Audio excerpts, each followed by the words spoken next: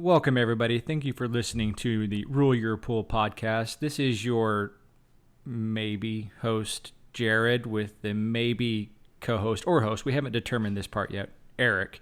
And Eric, you there? Well, I am, but I'm not sure I want to admit it. Oh, good. I heard you did this without me on the last episode, so I felt like I just really needed to assert myself into this one. So this is episode 76, though.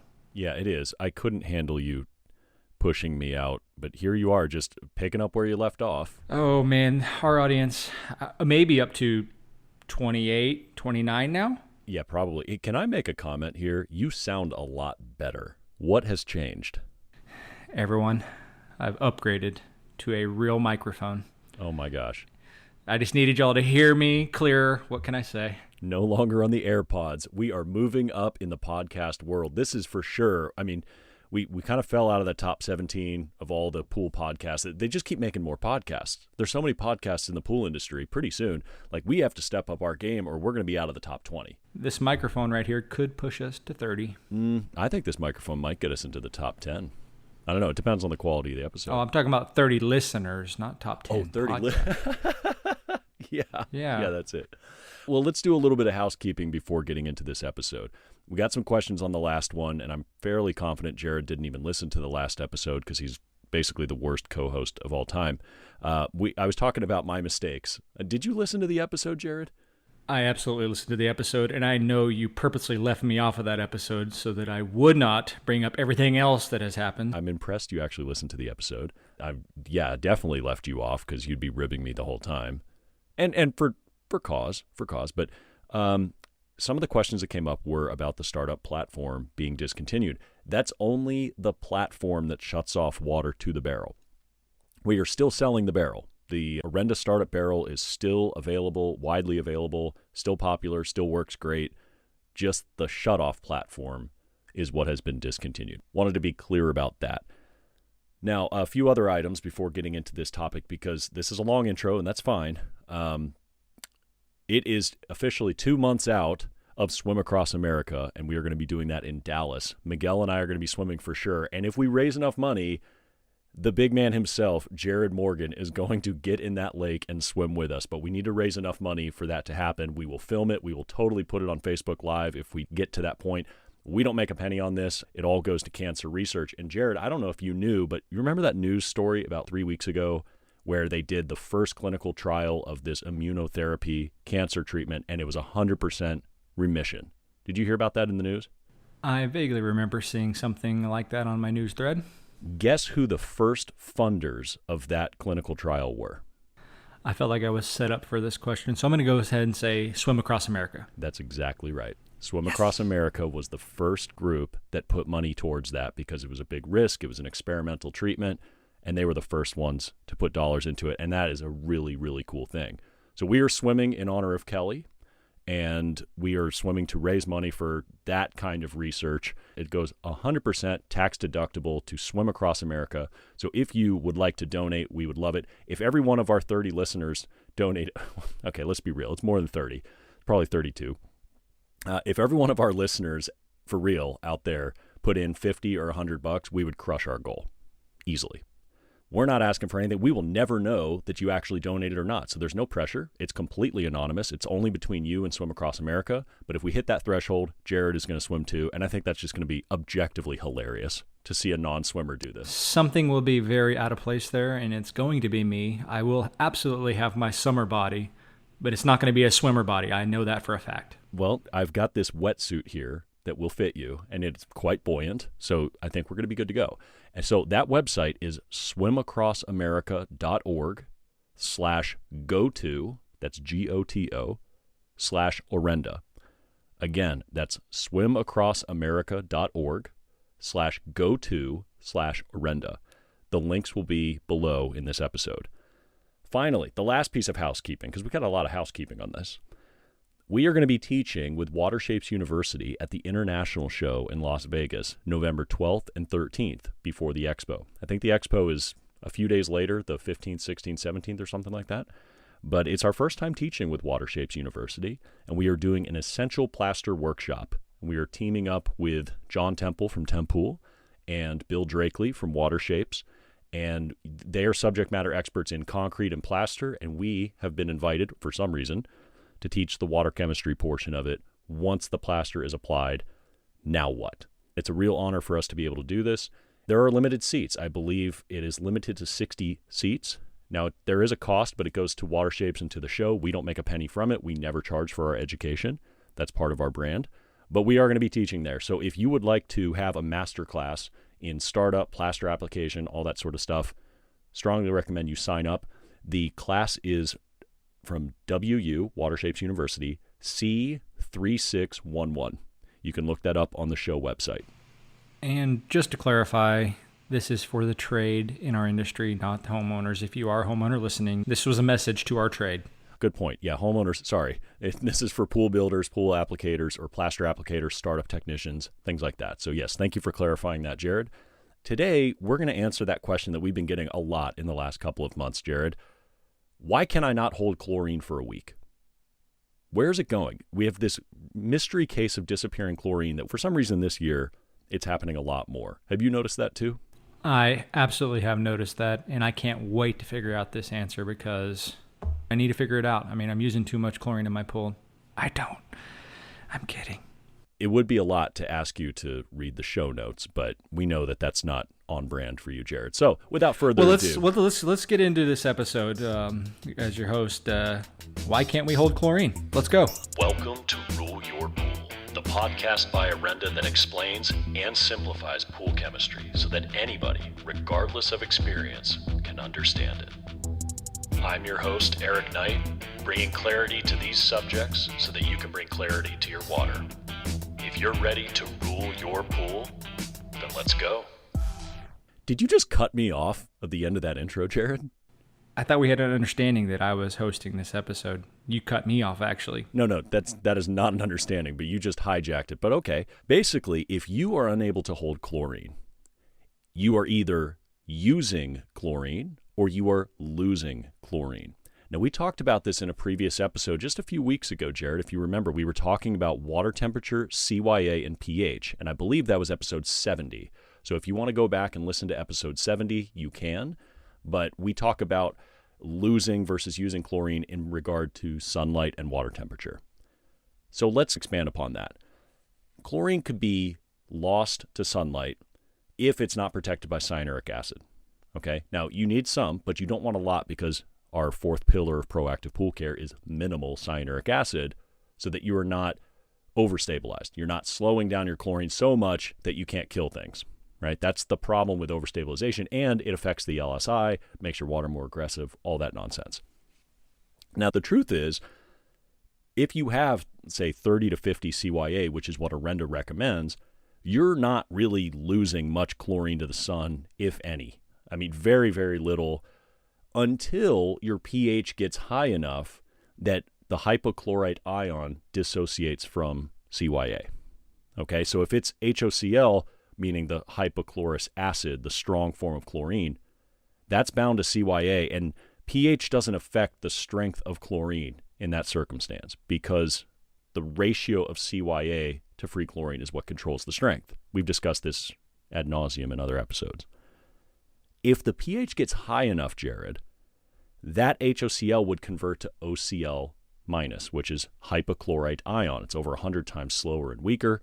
That can actually break away from CYA, and then it gets fried by the sun. So pH doesn't really affect chlorine strength until a certain threshold that it actually breaks apart from CYA, and then sunlight comes in and takes it out. So this brings us to our containing pH conversation. How do we make sure that our pH doesn't soar over 8.2 to 8.3-ish? Are you asking me? Yeah, sure, I'll ask you. I wasn't really. It was rhetorical, but you're doing great. So go ahead, host. Thanks. Well, with our new app update, we're going to try to control the new pH ceiling. So if we know our pH can only go up to 8.0, because that's directly tied to our carbonate alkalinity, and it's going to tell you on the app, by the way. If you haven't downloaded it or updated it, please do. And also thank you for everybody for the bug fixes. But we can control the loss of the chlorite ions by controlling our pH ceiling. That's right. Limit how high the pH can go. And if your worst case scenario is under 8.2, this is a non-issue. You don't have to worry about it. The only way you can get over that pH ceiling is if you don't dilute your acid or you overdose it and you force the pH higher by etching a cement surface, plaster, pebble, whatever it is. Now, if you have a vinyl liner pool, I know a lot of our listeners, at least 6 of them, have vinyl liners, fiberglass as well. You're not etching calcium. You're not actually pulling calcium hydroxide out of a fiberglass pool, for instance. It just isn't there. So you got to think about the pH ceiling as a law of physics to your advantage. Now, you still shouldn't overdose acid, of course, but you have more grace on a vinyl liner pool or fiberglass pool than you do in a plaster or just concrete pool in general. So just keep that in mind. You want to focus on your pH ceiling. And that, Jared, is why we put it in the app. That's why we went through all this headache of showing the carbon and alkalinity and the pH ceiling so that you can see what is my worst case scenario with these numbers. That's what that pH ceiling means. How high is my pH going to go after a week or so? And if that number is purple, red flag, because if it's a purple number, you could get scale, but more importantly, hypochlorite ion can dissociate from cyanuric acid and you can lose it to the sun. That's the point here. You lose your protection. Simple words. That's right. So that's chlorine being lost. Now, another way you could lose it is if you had like a leak or splash out or long backwash cycles. But generally speaking, unless you have a leak, that's not really a lot of chlorine that you're losing. Right, Jared? Yeah, depends on the type of leak. But yeah, you're diluting it out and it's going to take a little bit of time and it's not going to happen overnight. Right. So now let's focus on what we believe is really going on. The vast majority of where chlorine is going is chlorine is getting used up. Now, the warmer your temperature, the faster this happens, as we discussed in episode 70. So there's really 2 types of chlorine demand. There is the living stuff, which is the sanitizer demand, that is killing things like bacteria, germs, algae, other living cells. And then there's the oxidant demand. This is the non-living stuff, metals, nitrogen compounds, and non-living organics. Now, I know you're not looking at the show notes, Jared, but I'm going to quiz you here. Let's talk first about the sanitizer demand. What are some of the factors, or what are some of the examples that might increase the sanitizer demand in a pool? Bacteria, algae, things like that. Right. At higher temperatures, all of these things will reproduce faster. And then it kind of ties into the next category when we get into oxidants of nitrogen compounds. Because when nitrogen compounds get oxidized down, they end up as nitrates, which is a nutrient for things like algae. And there's no way to get rid of it other than draining and diluting or reverse osmosis. There isn't a chemical to get rid of nitrates. There are nitrifying bacteria, but chlorine would kill those bacteria, so it kind of defeats the purpose in a pool. So sanitizer demand is pretty straightforward, Jared. I mean, it's really just things that reproduce that chlorine has to kill. Sanitizer demand is usually a very small percentage of chlorine's job if we're doing our job right. Because it does a great job of sanitizing when it's in the water. Absolutely. 1 part per million of free chlorine is the best algicide on the market, hands down. It is an excellent sanitizer. It kills germs in a flash. It is so good at it. Now, it's not good at oxidizing. And yet, the vast majority of what contaminates a pool are oxidants. So let's go through those. Metals. Where do metals come from, Jared? They can come from other chemicals. They can come from the tap water, especially if you have well water. Beware, please make sure you use a pre-filter for well water if you don't. And mine specifically come from my rocks around my pool and on my waterfall. I have moss rock on the waterfall, and then I have Oklahoma flagstone around the pool. And anything that I don't want to say anything, but pretty much I would guess anything that's a reddish color or brownish color rock, when it's eroding with water falling into your pool, you're going to have some iron in it, because I know I do. Well, I live in Carolinas, and Carolina clay is red. Mm-hmm. Very iron-rich soil for sure. Okay, so it comes from nature. It comes from groundwater, well water specifically, because that water matriculates through the water table, and then it gets pulled out. So wells are notorious for this. If you live in the Great Lakes area, you already know this because your toilets and sinks and tubs are orange. There's a lot of iron around the Great Lakes area. Okay, so that's one way, tap water. How about corrosion of heaters? How many times have we seen spas that turn bluish green? If everybody hasn't noticed yet, these are going to be Kohler keys here, because depending on the color of the stain or the water or whatever you're seeing is going to be determined by the metal you're oxidizing. So heaters specifically have heat exchangers that are generally copper. And that's going to turn into a nice bluish green color in your water or on your nice surface. And there's another source of copper, right? Algicide.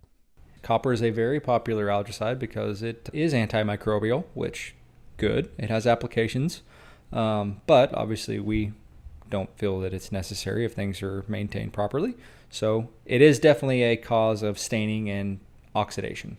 Right. And it is a long-term byproduct. Copper stays in your water for a long time. Metals are very easy for chlorine to oxidize.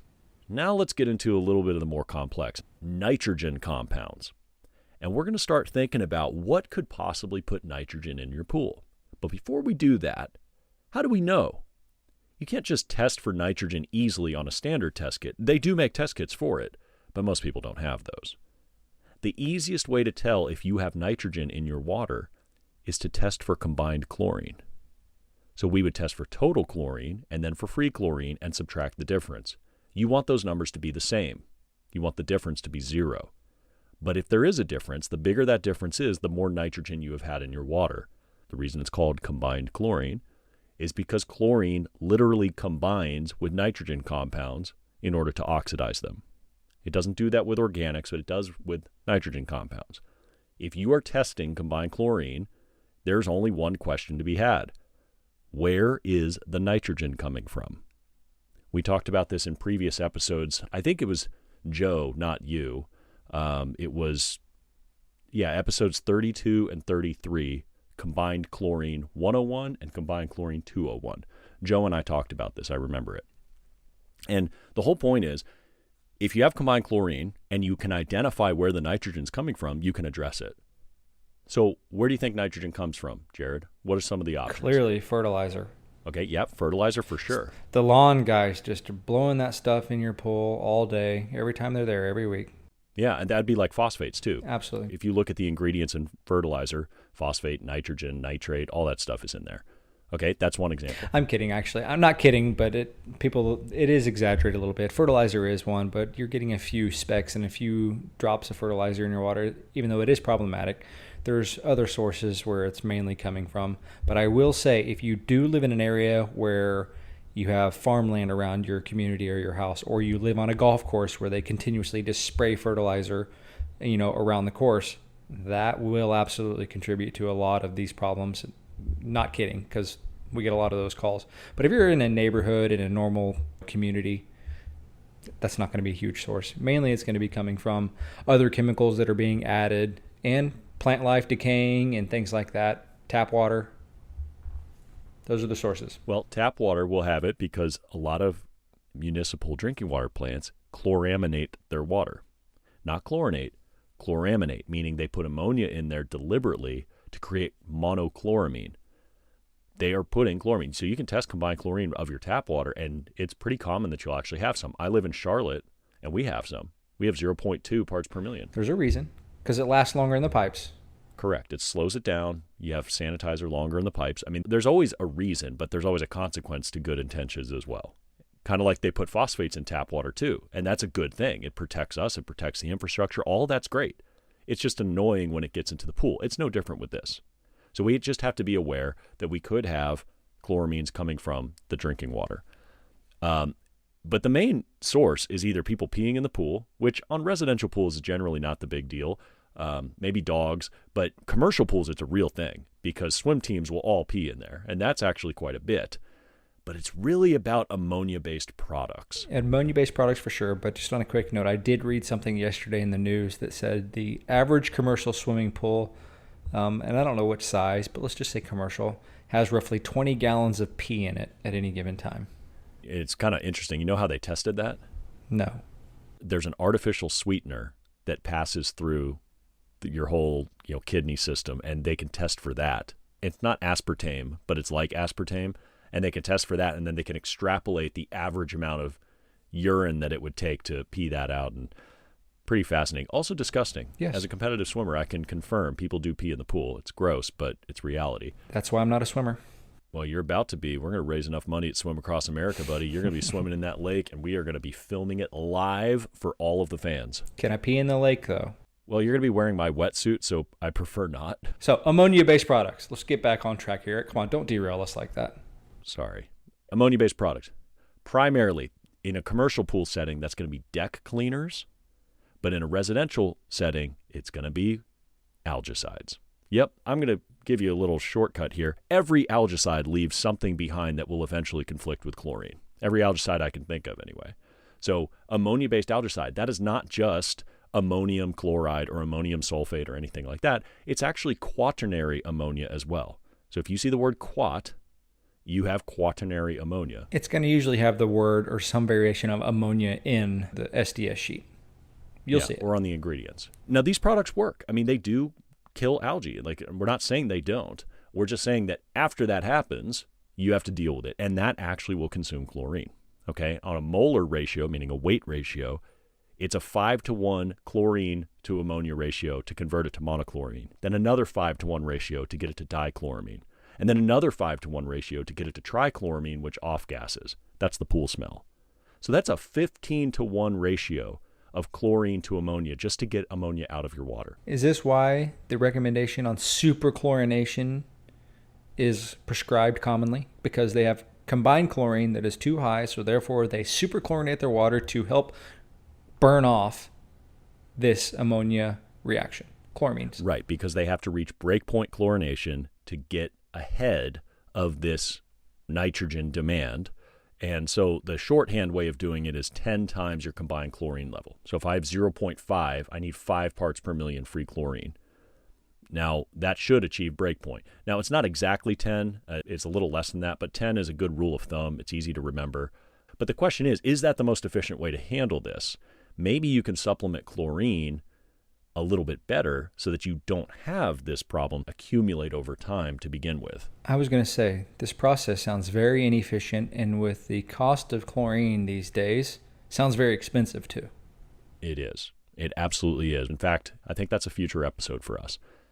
But for now, nitrogen compounds take a lot of chlorine to get out. Address them before they get into the pool. Find them and destroy them. If you know they're coming in the tap water, you can put a pre-filter on, like an activated carbon filter. Maybe you should invest in an oxidizing system like an ozone system or AOP that you can destroy this before it becomes a problem. If you are actively destroying it, you're going to account for what's in the tap water, no problem. But if you let it accumulate, it will consume more and more and more chlorine as you go through the season. So just be aware of it. Well, I know I was amazed. Just on that note, I have a ozone system and a UV system I played with on my pool. And we do a lot of replumbing over here because it's our test pool, right? And when we cut out the pipe after the ozone system, the inside of my PVC pipe is red, brown, oxidized iron everywhere. Oh, yeah. And I was amazed. But that also gave me a little bit of comfort because that's also iron that is oxidized on my PVC pipe after the ozone system and not in my pool. No stains in the pool. That's good. It just goes to show that you may not see it, you may not know it, but I promise you it is there, and your chlorine or whatever it may be is going to oxidize it whether you think about it or not, and that has a demand, and that's the whole premise of what we're talking about here. And pre-filters are a very important process here, especially those of you that are on well systems, well water. Pre-filter that water going in because it's so hard to treat it once you add it to the pool. For sure. It takes a lot of chemicals to neutralize that. All right, let's move on to the Mac Daddy of them. I mean, this is the oxidant demand in a sentence, non-living organics. If you were to look at a pie chart of your oxidant demand, it's got to be over 90%. And we're talking about decaying plant life, which, by the way, also puts in nitrates and phosphates and other things, but it's mainly organic, carbon-based stuff. Natural bather waste, that would be like mucus, tears, saliva, body oils. But the real thing is the synthetic bather products, the deodorants, the lotions, the tanning oils, cosmetics, and of course, sunscreen.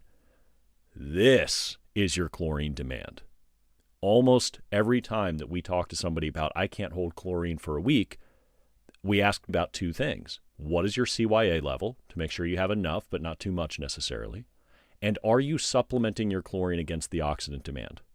primarily what we're asking about, are you supplementing against non-living organics? There isn't really a supplement other than an ozone or AOP system to handle the nitrogen compounds. You could chelate, you could use SC1000 or a sequestering agent or a pre-filter to get metals addressed, which we recommend, by the way. But the real lion's share of where your chlorine is getting used is going to be non-living organics. I know my personal experience this past weekend. I had a bunch of family over. We had 9 kids and 8 adults in my pool. And they were in there from 3 o'clock till 10 p.m. Wow. And I'm going to tell you right now, that water was cloudy after they were done because the system was off. It wasn't circulating. And the kids, if y'all have kids, you know, they're running around the entire yard, running through grass clippings. They're jumping off the rocks, getting dirty, and they're basically rinsing off in my pool every time they jump in and out. And that has a massive oxidant and sanitizer demand, as you can imagine. And it shows by the cloudiness and the haziness in the water. But after I said, you know what, that water looks a little cloudy, I'm going to turn my pool filter on overnight. And what do you know? The following morning, the pool was crystal clear. So if you know you're going to have a pool party, which I'm sure everybody, well, I don't know if everybody listening to the episode, there's 30 of us. But if you do have a pool party, you dread this. You plan accordingly. And part of that planning accordingly is understanding you might need some chlorine to help, manage the demand. And you also, in my case, I use the enzymes clearly because I know the kids are going to be in sunscreen, lotions, things like that. They're going to add an increased demand than normal. So just plan accordingly. You need something there 24/7 to break down these organics, and chlorine is not good at getting rid of sunscreen. If it were, you would never have a scum line. These oils and organics float, and then they stick to the tile, and it's nasty. But enzymes will break it down, etc. But it's a process. We just say they process it. Yeah, exactly. Okay, so finally, this is the question. We don't have an answer to it. We're not pointing fingers at all, but there's quite a bit of speculation that the chlorine is just not the same quality that it once was. And that's possible because during the chlorine shortage, a lot of this was imported from overseas. We don't know the quality of the chlorine that came in. And we're, again, not pointing fingers. We've never tested it. A lot of people are thinking that it could be different. And maybe it is. I don't know. But let's think about one thing, especially with liquid chlorine. Liquid chlorine degrades over time. There is a shelf life. Okay? Think about what we've been facing in this country. Trucker shortages, shipping issues, supply chain delays. All of that can be applied to this problem. If chlorine is 2 weeks later than normal on delivery, it's that much weaker. And then there's storage issues, and there's labor shortages in warehouses and all this stuff. So you got to think all of these problems kind of stack on top of one another, that your chlorine could just be a few weeks older than it was when you were used to getting it. Right, Jared? It can be. And, there's obviously you said supply chains, and sometimes raw material components are not available or they're on short supply. So you're looking for alternatives, and that could be the case. But when you're talking liquid, that's easy because we know it has a half-life and we know it can degrade. Well, that's kind of an interesting segue, and that's part of the guarantee of the NSF certification. Our formulas don't change. The formulas that we had years ago are the exact same mix ratios that they are now. PR10000 is the exact same PR10000 that it was 5 years ago. 3, 4, 5 years ago, yes. And it's going to continue to be. So we're not changing our formula on you or anything like that. Our purity is remaining exactly the same way it always has been. To end this, let's talk about 3 proactive questions here. First, are you addressing metals? Are you filtering them out? Are you chelating them? Sequestering them? Filtering them before they get into the pool? If you are, then that's proactive. If not, chlorine has to do it, and you're going to use up chlorine on metals. Number 2, are you testing for combined chlorine? Are you testing your tap water for combined chlorine? Do you know if you have nitrogen in your water? And if you do, where's it coming from? And then have you taken steps to address that directly? Are you using ammonia-based algicides? Are you using ammonia-based deck cleaners that could be washing into the pool? These kind of things matter. And if you take nitrogen out of the equation, right there you're going to get some chlorine savings if you've been facing them before. And then number 3, if you remember from episode 55, we talked about the root word of decide, meaning you eliminate all other options, you take them out of the equation, and you confirm on one decision. Have you decided to remove non-living organics from the equation? Have you decided to supplement your chlorine to handle the lion's share of the oxidant demand? We use enzymes, but you could use a secondary system as well. If you are doing these things, you are being proactive, and you should be able to hold chlorine throughout the week. And the final thing I would say is we want minimal CYA, but you could increase your CYA to intentionally slow down your chlorine to make it last a little bit longer. But you do run the risk of things like algae outbreaks because you've slowed down your sanitizer. So optimize your chlorine efficiency the best way you can. And it's a cumulative thing. So once you put it in, be prepared to manage it. Remember, everything has a byproduct buildup. CYA is one of those things. So if you think you're going to add more to give more protection, plan accordingly. Not that we recommend it at all. That's exactly right. Well, I think this one went a little long, but it was good because it's an important topic. So this has been episode 76 of the Rule Your Pool podcast, and the host, Jared, is now going to close us out. Yes, thanks everybody for listening. And remember, please check out Swim Across America because I really am going to enjoy swimming this fall. I think it's fall or late summer. I don't know. September 24th. Yeah, whatever time period you consider that. Here, it's still going to be hot. So I'm going to say summer. Check it out. We would appreciate it. Like I said, it goes to a good cause, and it goes towards, we're sponsoring Kelly Craft. She was my basically right hand for the past 10 years or so. She was a big part of our business, and unfortunately, cancer is one of those scary things that can take somebody very quickly. I'm sure it's happened to anybody listening here. So check it out. We appreciate it. Thanks for listening. And until next time, I'm with Eric. This is Jared. Take care, everyone. Thank you for listening to Rule Your Pool, a podcast by Orenda Technologies. For more information on what we discussed in this week's episode, check the links in the description or visit www.orendatech.com. I hope you find this show valuable enough that you tap that subscribe button and share it with your friends. You can also like us on Facebook and social media. And with our help, you'll be able to rule your pool without over-treating it with chemicals and wasting money. I'll see you next episode.